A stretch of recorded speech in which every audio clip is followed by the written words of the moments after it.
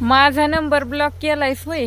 तुला ब्लॉक करून माझा नंबर ब्लॉक करून तुला समाधानी लागन किंवा माझ्यापासून सुटका भेटन, पण कोर्ट तुला सोडणार नाही, कायदा तुला सोडणार नाही, एवढं लक्षात ठेव.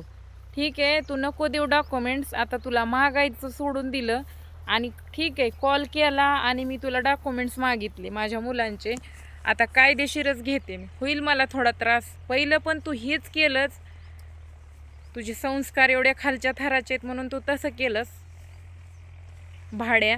पण आता लक्षात ठेव, आता तुझ्या मुखावर गौरी रचायचीच नाही मला. डायरेक्ट कायद्याने मी माझे कागदपत्र काढून घेते माझ्या लेकरांचे. नकोच देऊ मला कागदपत्र. तुझ्यासारख्या नीच प्रवृत्तीच्या माणसाच्या मला अजिबात तोंडाला लागायचं इच्छा नाही.